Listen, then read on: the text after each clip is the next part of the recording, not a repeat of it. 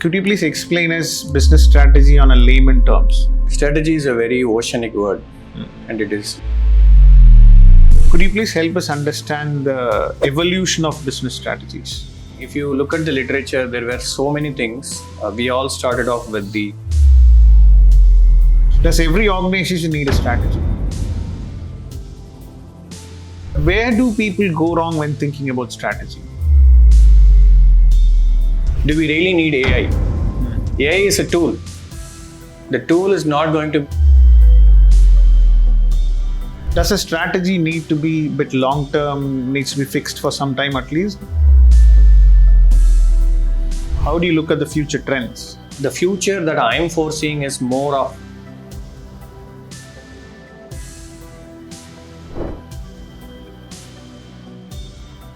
Hello everyone, welcome to Tristem Studios. In this podcast, I'm going to be curious and ask some questions to Venkat on business strategy. Hi Venkat. Hello Arun, how are you? I'm good. How are you? I'm good. Okay. Let's start with a very basic question, Venkat. Could you please explain us business strategy on a layman terms? Okay, so strategy is a very oceanic word, and it is very difficult to describe what strategy is because different people in the literature define strategy in different ways. Okay. But if we have to explain strategy in a layman term, especially the business strategy, is how an organization gain competitive advantage over their competitors and outperform. Okay. Basically, being the first or winning the race over the competitors. Okay, nice. So you said it's an oceanic word, right? So could you please help us understand the evolution of business strategies? Interesting. If you look at the literature, there were so many things. We all started off with the classic strategy, we used to say, right? Scientific management. You have everything planned very well, detailed, you control everything, you predict the future, sort of a long-term planning. So we call it classical strategy, right? And then things evolved. We got into competitive strategy.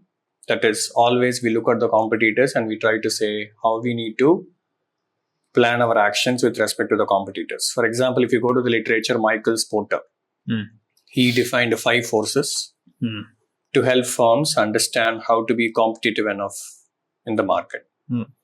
Then we had many strategies evolved. We used to say then the digital strategy and then blue ocean strategy. We are talking about adaptive strategy today. And then ecosystem, platform, all that. Okay.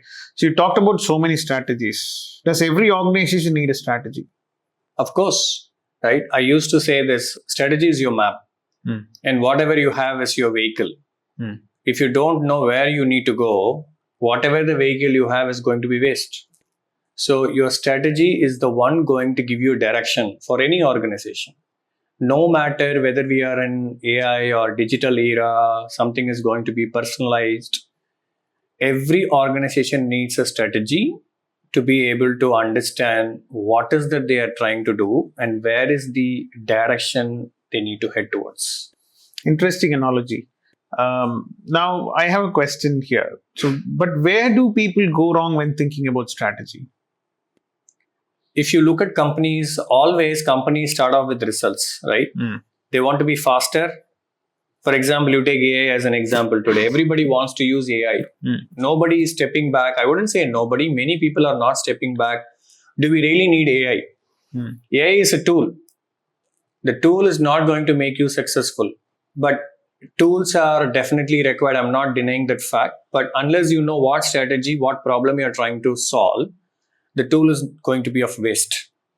So every company needs to understand what problem they are trying to solve and how they are going to take set of actions to gain competitive advantage. Then the tools we talk is going to be complementary to make that happen faster. Nice. Now, I'd like to take a step back on this side. So whenever we talk about strategy, always it connects to a long term. Does a strategy need to be a bit long term, needs to be fixed for some time at least? Is it how it works or how is it? It's both yes and no, because when you look at classical strategy, we did have time. We had long-term planning. We got to forecast the future. Future was so certain in the past. So people had a lot of legacy to plan things for a long time. Things changed, right?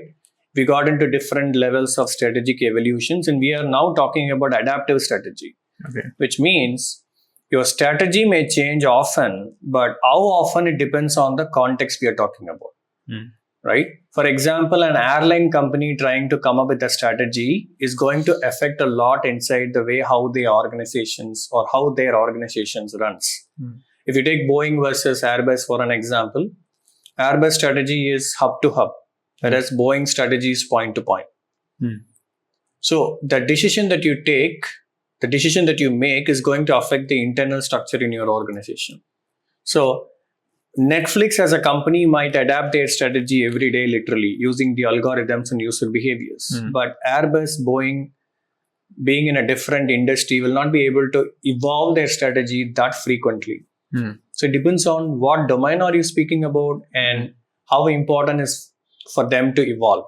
Doesn't make sense to change your aircraft, and doesn't make sense to change your strategy often in aircraft. You got to have a support from hubs. You got to have a airport, and you got to design how the customers are going to catch you. Do you have hubs connecting to different regions, point to points? And what are the different mechanism you are going to take to go to the market? A lot of things are involved. Okay. So it depends is the right answer. Nice. So you touched upon very a spectrum of, in the spectrum, it's like both extremes, right? One is your streaming platform. Another one you talked about is your airplane industry or aircraft industry. Now let's take some middle ground. Let's talk about car manufacturing industry. I've read somewhere that after Ford and then GM, right, 70 years, in fact, Toyota and Ford, there wasn't been any major players who are able to be successful in the car making industry. But come Tesla, there was a successful strategy came up with Tesla. So would you like to touch a few pointers on that? Okay, so Tesla is a combination of adaptive and blue ocean strategy, I would say, right? They were not trying to solve the same problem or similar problem that General Motors and Ford was trying to solve. They were actually trying to redefine the problem. They were trying to solve something that nobody had solved, which means their strategy is totally different and sort of non-competing strategy, right? So why an automaker is successful after many years, which nobody was able to do, of course everybody tried, is because of thinking differently. One is, that is your blue ocean, plus adapting frequently, which is your adaptive strategy. So Tesla had a right combination of these two, was one of the reasons they were successful, in my opinion. Okay, good. So now what would be the future trends, given that there are a lot of AI evolution already happening, right? How do you look at the future trends? See, again, I step back to the same answer, right? We should not think AI as a strategy. AI is going to complement your strategy. If somebody says AI strategy, of course, it works for hyper-personalization. The future is going to be hyper-personalization strategy. And to some extent, cognitive strategy, people are talking about. An ecosystem, how the ecosystem is going to get impacted by your strategy. For example, Apple is the best example of ecosystem strategy, right? So they invite producers, consumers through their platform, and through that they produce or invent a lot of products that's going to impact the total ecosystem, not just the user of the iPhone, for example. So we should not think, in my opinion, AI itself as a strategy. AI is going to enable or expedite your strategy to give you results or to get insights faster than you could have done in the past. It's going to be a bit more faster. You get insights, you get very good information, you might get patterns. The decision making is going to be a bit faster using AI. Nevertheless, AI itself is not going to tell what strategy you should do or you should play, you should define your strategy first and then you use AI as a complement. So coming back to the question that you asked, the future that I'm foreseeing is more of hyper personalization. When you open an internet, it's going to be Arun's version of internet. When I open the internet, it's going to be Venkat's version of internet. There is no generic internet explorer.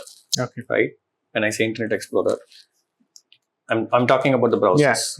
Yes. And the user behavior is going to be getting a network or chain effect.